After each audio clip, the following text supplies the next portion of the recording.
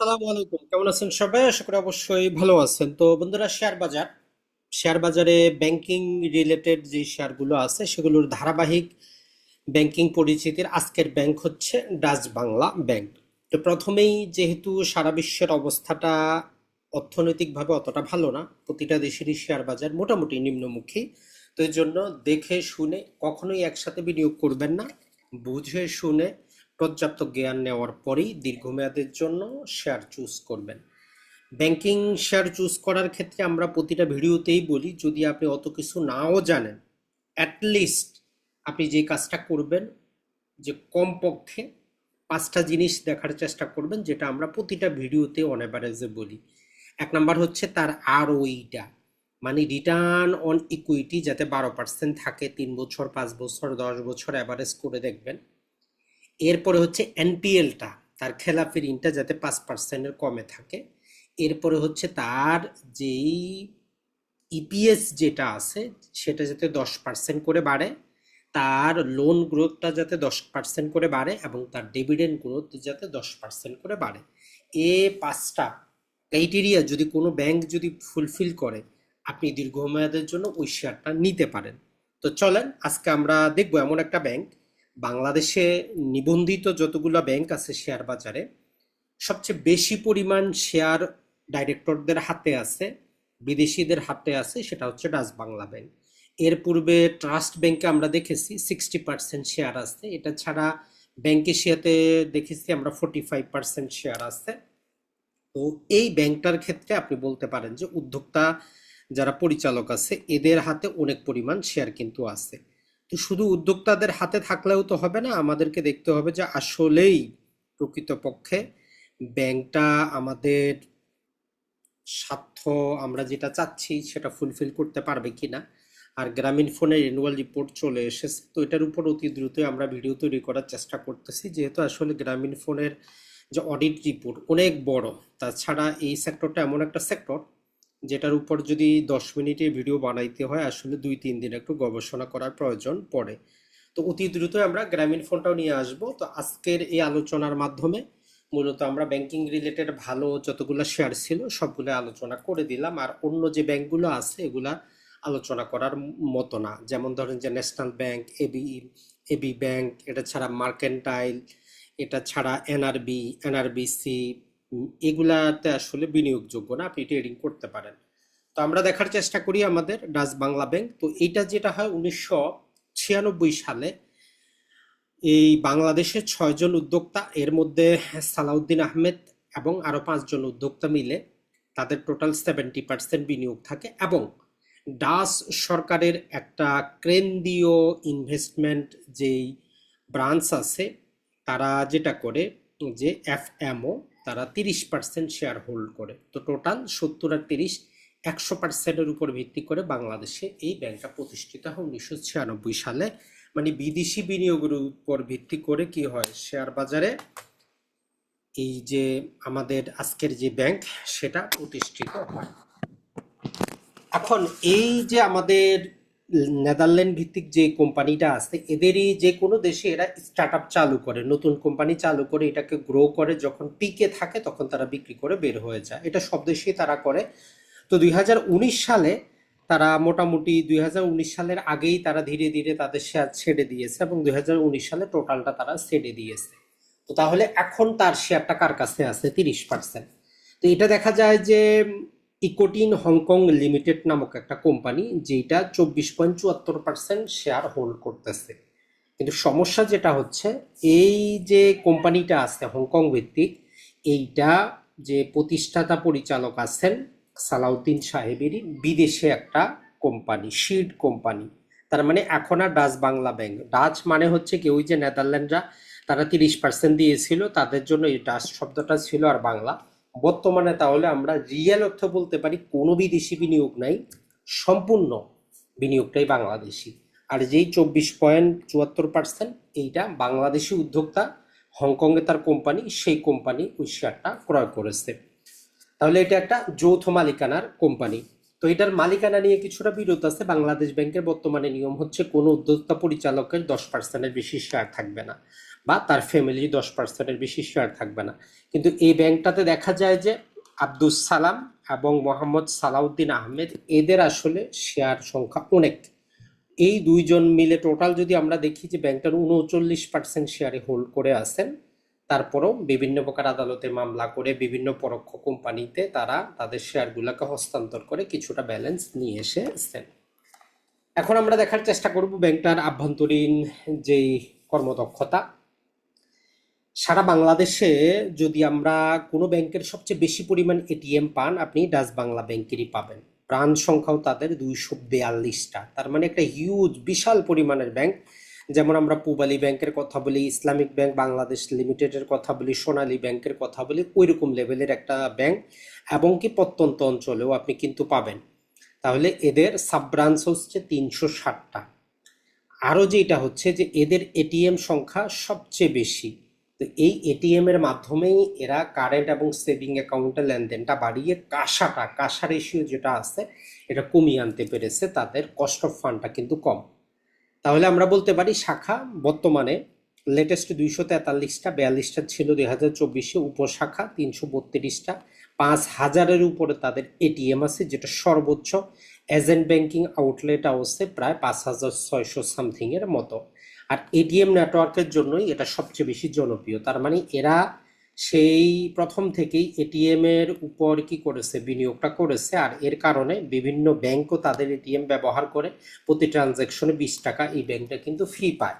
তো এদের ইন্টারনাল তথ্য মোতাবেক দেখা যায় যে প্রতি ট্রানজ্যাকশনে ওভারঅল যদি হিসাব করা যায়, এদের প্রায় যদি হিসাব করা যায় প্রতি ট্রানজ্যাকশনে 180 টাকার মতো ওভারঅল কস্ট আছে। তো এইটা যখন কি করা হয়, এটাকে কাভার করার জন্য তাদের যে মানুষ বেশি পরিমাণ সেভিং কারেন্ট অ্যাকাউন্ট করার কারণে তাদের কস্ট অফ ফান্ড কম, এবং অন্য ব্যাংকার কার্ড যখন এদের এটিএম ব্যবহার করে 20 টাকা করে ওই ব্যাংকের উপর চার্জ করা হয়। তো এটার মাধ্যমে তারা কাজটা করতে পেরেছে। তো বলতে পারেন যে আসলে এদের যেই অর্জনগুলো বলতে পারি, 2003 সালে সর্বপ্রথম এরা সম্পূর্ণ ইলেকট্রনিক পদ্ধতিতে অটোমেটিক ট্রানজ্যাকশনের সেবাটা নিয়ে আসে ডাচ বাংলা ব্যাংকই। এরপরে রকেট সর্বপ্রথম, এই যে বিকাশের পূর্বেও কিন্তু রকেটটাই জনপ্রিয় ছিল, এখনো আসতে মোটামুটি নগদের পরে তৃতীয় স্থানেই আসতে কিন্তু রকেট, বিকাশ, নগদ এবং রকেট। এই রকেটটা চালু করে তারা, যেটারও গ্রাহক সংখ্যা কিন্তু অনেক। এখন তার যদি আমরা ফাইন্যান্সিয়াল অবস্থা দেখি, সিআরআর যেটা আছে 4%, তারা এটা ধরে রাখতে পারে, কোনো সমস্যা হয় না। এসএলআর 13%, এডিআর রেশিও 87-এর কমেই আসছে। এটা ছাড়া যে তাদের ক্যাপিটাল অ্যাডিকুইসি রেশিও যেটা 12.5 এর উপরেই রাখে, এনপিএল লেভেলটা 5-এর কমে আছে। আর ওইটা সমস্যা হচ্ছে তাদের, আর ওইটা তাদের কমে গিয়েছে, বাকি সব কিছুই কিন্তু ঠিকই আছে। তাহলে ব্যাংকটা কিন্তু একটা ভালো পরিমাণ ব্যাংক ছিল, ভালোই লাভ করতেছিল, কিন্তু গত বছর কিন্তু হঠাৎ করে তার লাভটা কিন্তু কমে যায়। যদি আমরা একটু দেখার চেষ্টা করি আর্থিক রিপোর্ট থেকে, জাস্ট তাদের অ্যানুয়াল রিপোর্ট থেকে যদি আমরা দেখার চেষ্টা করি, এখান থেকে একটা একটা করে, যেখানে দেখেন যে 2023 সালে তাদের শেয়ার প্রতি আয় ছিল 10 টাকা 72 পয়সা, সেইটা 2024 সালে এসে 5 টাকা 39 পয়সা হয়ে গেছে। আর আজকে যদি আমরা দেখি 3 কোয়ার্টারের টোটালটা মিলায় যদি আমরা দেখার চেষ্টা করি, এখন তো ওইটা থেকেও কম, তাদের প্রায় 3 টাকা 53 পয়সা। তার মানে তাদের ইপিএসটা কমে যাচ্ছে, এটাই হচ্ছে মেন সমস্যা। ন্যাপ কিন্তু তার ঠিকই আছে 55, 41 টাকা 70 পয়সা তার চলতেছে। আর যেটা আমরা বলতেছিলাম যে উদ্যোক্তা পরিচালকের হাতেই দেখেন যে প্রায় 83.56%। এটা ছাড়া সরকারের কাছে কোনো শেয়ার নাই, পাবলিক শেয়ারটা কমে গেছে, ওই তুলনায় ইনস্টিটিউটের শেয়ারটা কিছুটা বেড়েছে। তো এটা একটা এ ক্যাটাগরির শেয়ার, কোম্পানি কিন্তু ভালো, এবারও ডিভিডেন্ড দিতে পারবে, তবে ডিভিডেন্ডের পরিমাণ কম হবে, তো সেটা মাথায় রাখতে হবে, এদের আয়টা কমে যাচ্ছে। এরপরে যদি আমরা তার যেই ইপিএসটা যদি গত 5 বছরে দেখার চেষ্টা করি, একটু দেখবেন যে 6 টাকা ছিল, 8 টাকা হয়েছে, 7 টাকা হয়েছে, 5 টাকা হয়েছে, আবার 8 টাকা হয়েছে। তার মোটামুটি বলতে পারি যে আমরা অতটা, পূর্বে অনেক ভালো ছিল, কিন্তু গত 2 বছরে সেটা ডাউনের দিকে যাচ্ছে, এতটুকুই শুধু বলা যায়। তার ন্যাপটা যদি আমরা দেখার চেষ্টা করি, 58, 58, 59, 64, 58, তো ন্যাপটা অতটা লড়াচড়া করতেছে না। এরপরে যদি আমরা দেখার চেষ্টা করি সবচেয়ে গুরুত্বপূর্ণ যেটা, সেটা হচ্ছে যে আমাদের রিটার্ন অন ইকুইটি। দেখেন গতবারে যেটা আমরা বললাম 10-এর কমে চলে এসেছে 9.5। এর পূর্বে 23 সালে 17 ছিল, 22 সালে 14 ছিল, 21 সালে 16 ছিল, এমনকি করোনার সময় আরো বেশি ছিল। তার মানে খারাপ সময়টার সময় ব্যাংকটা কিন্তু কি ছিল, খুব ভালো পরিমাণ রিটার্ন দিয়েছিল। এটা ছাড়া রিটার্ন অন অ্যাসেট যদি আমরা দেখতে চাই, রিটার্ন অন অ্যাসেট দেখেন আগে ভালোই ছিল, একের উপরে সব জায়গায় বিনিয়োগযোগ্য একটা ব্যাংক ছিল, কিন্তু গত বছরে সেটা কিন্তু কমে গেছে, এবার আরো কমে যাবে। তো এখন তার যদি আমরা ব্রাঞ্চ সংখ্যাটাও সে কিন্তু কি করেছে, ভালোই বাড়িয়েছে। 208টা ছিল, তারপরে 220টা, 238টা, 241টা, এখন তাদের 242টা 24-এর রিপোর্ট পর্যন্ত। তো সে তুলনায় মোটামুটি ভালোই। এটা ছাড়া এখন তাদের যদি আমরা এটিএম এর পরিবর্তে, এটিএম মানে যেখান থেকে শুধু টাকা উঠানো যায়, আর সিআরএম মানে হচ্ছে যে যেখানে টাকাও উঠানো যায় আবার জমাও করা যায়, তো তাদের ওই সংখ্যাটা কিন্তু তারা বাড়াচ্ছে। যেই সিআরএম গুলো আছে এগুলো এক একটা মেশিনের একদম আপনার ডিসকাউন্টেড রেট পড়ে 10 লাখ টাকা, একদম কম মূল্যে নিলে। তো অন এভারেজে তাদের কিন্তু তারা ধীরে ধীরে সেটা কিন্তু বাড়াচ্ছে। তো গত 5 বছরে যদি আমরা তুলনা করে দেখি, সেক্ষেত্রে তারা কি করেছে, শেয়ার সংখ্যাও কিন্তু বাড়িয়েছে। মোটামুটি যেখানে 5,50,00,000 ছিল সেখানে 8,78,00,000 নিয়ে এসেছে। এরপরে যদি আমরা 5 বছরের তার ক্লোজিং প্রাইসগুলা যদি দেখার চেষ্টা করি, 24-এ ছিল 47 টাকা, 23-এ ছিল 59 টাকা, 22-এ ছিল 62 টাকা, 21-এ ছিল 78 টাকা, 20-এ ছিল 65 টাকা। তার মানে তার প্রাইসে ফল কিন্তু এসেছে। আর এটাই শেয়ার বাজারের নিয়ম, কোম্পানির ইন্টারনাল ব্যবসা কমে গেলে সেটা রিফ্লেক্ট কিন্তু করবেই। আর্নিংটা যেভাবে কমছে দেখেন, 10 ছিল 8 হইছে, 8 হইছে 10 উঠছিল, আবার 5-এ চলে আসছে। অ্যাসেট ভ্যালুটা যেটা আমরা বললাম, তো মোটামুটি তার এই হচ্ছে অবস্থা। বাকি যদি আমরা দেখার চেষ্টা করি, যেটা আমরা বলতেছিলাম যে তার এটিএম সংখ্যা 2020 সালে ছিল 4,862টা, 2021 সালে 4,917টা, আর 2022 সালে 4,934টা। এখন তারা যেটা করেছে, এটিএম এর পাশাপাশি তারা সিআরএম এখনকার যেগুলো তারা কিনতেছে এগুলাতে আপনি টাকাও জমা করতে পারবেন, টাকাও উঠাইতে পারবেন, 4,297টা। তো একমাত্র বলতে পারি যে এদের এটিএম, এজেন্ট ব্যাংকিং, এই দুটার কারণে এদের কস্ট অফ ফান্ডটা কম। তো তাদের ইন্টারনাল তথ্য মোতাবেক 2%-এর নিচে তাদের কস্ট অফ ফান্ড, মানে তারা যেই টাকাটা সংগ্রহ করতেছে তাদের না, তাদের 95% হচ্ছে তাদের কাঁসা রেশিও। মানে 1 কোটি টাকা যদি ওই ব্যাংকের কাছে আমানত হিসাবে আসে, 95 লক্ষ টাকাই সেভিং এবং কারেন্ট অ্যাকাউন্টে। এমনকি তাদের ব্রাঞ্চগুলাকে ইনস্ট্রাকশন দেওয়া আছে যে 10%-এর বেশি যাতে তারা এফডি গ্রহণ না করে। এইরকম প্রথম ব্যাংক আপনি বলতে পারেন। তো মোবাইল ব্যাংকিং যেটা আমরা বললাম যে রকেট, আমরা সবাই জানি 2011 সালে তারা এটা চালু করে, এবং 2017 সালে আরো একটু বিনিয়োগ করে সেখানে। যদিও এটা তাদের কোনো সাবসিডারি কোম্পানি না, এটা তাদের একদম একই সেম কোম্পানি। বিকাশ যেমন একটা সাবসিডারি কোম্পানি, রকেট কিন্তু সাবসিডারি কোম্পানি কিন্তু না। এটা ছাড়া এদের ধরেন যে ব্রোকারেজ হাউস, ইনভেস্টমেন্ট অতটা কিছু নেই, এরা পিওর ব্যাংকিং করতেছে, পিওর ব্যাংকিং, অত সাবসিডারি কিন্তু কিছুই নেই। এজেন্ট ব্যাংকিং এরা চালু করে 2015 সালে, আর সারা বাংলাদেশে তারা 5,629টার মতো এজেন্ট নিয়োগ করা কিন্তু আছে তাদের। এখন যদি আমরা দেখার চেষ্টা করি তাদের সিএআর, ক্যাপিটাল এডিকুইসি রেশিও, দেখেন যে তারা 17% রাখছিল, 16%, 15%, 16%, গতবার 13%। নিয়ম হচ্ছে 12% থাকলেই হইল, 12.5%। তো এদিক থেকে এখন পর্যন্ত ঠিক আছে, তবে কমে যাচ্ছে। এরপরে যদি আমরা দেখার চেষ্টা করি শেয়ার হোল্ডার, যেটা আমরা বললাম যে দেখেন 2024 সালে ছিল 87%, এখান থেকেও কিছু অংশ কমেছে। এখন আমরা দেখেছি যে সেখানে হচ্ছে কত পার্সেন্ট, আর একটু দেখে নেই আমরা। শেয়ার হোল্ডার পেশনে 83.56% কিন্তু আছে। তার মানে বাংলাদেশে যতগুলা ব্যাংক আছে সবচেয়ে বেশি পরিমাণ উদ্যোক্তা পরিচালকদের কাছে এই ব্যাংকটারই কি আছে, শেয়ার কিন্তু আছে। এরপরে যদি আমরা দেখার চেষ্টা করি ফাইন্যান্সিয়াল স্টেটমেন্টে, তো দেখেন যে 2023 সালে তাদের যেই মোটামুটি 817 মিলিয়ন তারা আয় করেছিল, হিউজ পরিমাণ। কিন্তু 2024-এ এসে বলতে পারেন যে 50% কি হয়ে গেছে, তার 40%, 41% তার মাইনাস হয়েছে। এটাই এই ব্যাংকটার নেগেটিভ দিক।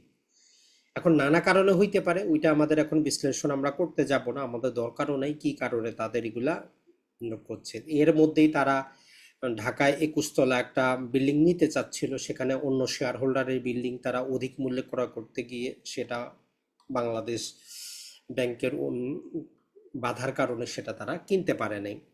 তাদের ডিভিডেন্ডও যদি আমরা দেখার চেষ্টা করি, ডিভিডেন্ডটা শেয়ার বোনাসও দিয়েছিল তারা, মোটামুটি খারাপ না, মোটামুটি।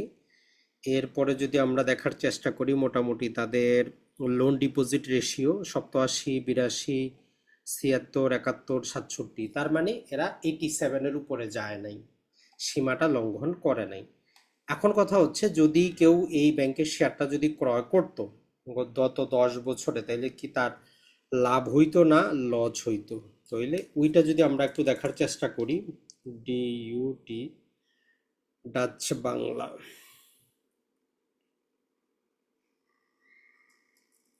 Dutch Bangla bank PLC. তো এই ওয়েবসাইট থেকে আমরা 2024 থেকে পিছনের 10 বছরের একটু তার আর্থিক অবস্থাটা দেখার চেষ্টা করি, পি রেশিওটা দেখার চেষ্টা করি। এই ওয়েবসাইটের মাধ্যমে যে কোনো জিনিস আপনি যাচাই করতে পারবেন। তারপরও অন্যান্য যে অ্যানুয়াল রিপোর্টগুলোও একটু যাচাই করে নেবেন। তো এখান থেকে আমরা রেশিওতে যাব, যাওয়ার পর একটু দেখার চেষ্টা করি যে তার কি অবস্থা। স্টক প্রাইসটা যেটা 21 টাকা ছিল 2015 সালের 21 টাকা, এরপরে এই ব্যাংকটার শেয়ারের দাম কিন্তু আর কমে নেই। তার মানে 2015 সালে যদি আপনি 21 টাকা দিয়ে একটা শেয়ার কিনতেন, তো আজকে বলা যায় যে ওই শেয়ারটার দাম কিন্তু দ্বিগুণ। তার মানে 10 বছরে আপনি শেয়ারের দামই কিন্তু দ্বিগুণ হয়েছে। মাঝখানে তো তার দাম তো বাড়ছিল, যেটা আমরা দেখাইলাম, সেটা যদি বাদও দেই। এখন আসলে দেখি যে তার আর্নিংটার কি হয়েছে। পি রেশিও যেটা, এটা 7 ছিল, 13 ছিল, 4, 2, তাহলে সস্তায়ও আসছিল মোটামুটি। এখন বলতে গেলে এটার পি রেশিওটা বেশি, যেহেতু ইনকামটা তার কম। তো আপাতত এখন এটা কেনার মতো ব্যাংক না।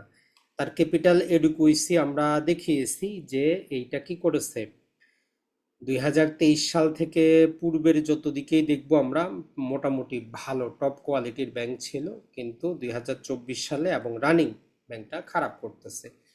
আর তার পে আউট রেশিওটা ভালো না। সমস্যা হচ্ছে এখানে ব্যাংকটা কি করেছে, আমরা যদি দেখি গত 10 বছরে দেখেন 30%ও পে আউট রেশিও মেনটেন করে নাই।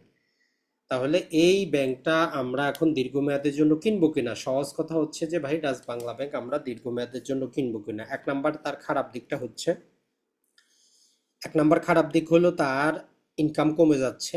2 নাম্বার খারাপ দিক হচ্ছে তার আরওইটা কমে যাচ্ছে। 3 নাম্বার হচ্ছে তার শেয়ার প্রাইসটা কমে যাচ্ছে। 4 নাম্বার হচ্ছে এখন যেই প্রাইস আছে এটাও কিন্তু অনেক বেশি। তো এর জন্য যতদিন তার ইনকামটা ভালো না হচ্ছে, ইপিএসটা ভালো না আসতেছে, ততদিন এই শেয়ারটা কেনা যাবে না। সহজ কথা হচ্ছে এখানে। তো ভালো থাকবেন, সুস্থ থাকবেন। এর পরবর্তীতে আমরা গ্রামীণ ফোন রিলেটেড আলোচনা করব, আসলে গ্রামীণ ফোনের শেয়ারটা বিনিয়োগযোগ্য কিনা। আসসালামু আলাইকুম।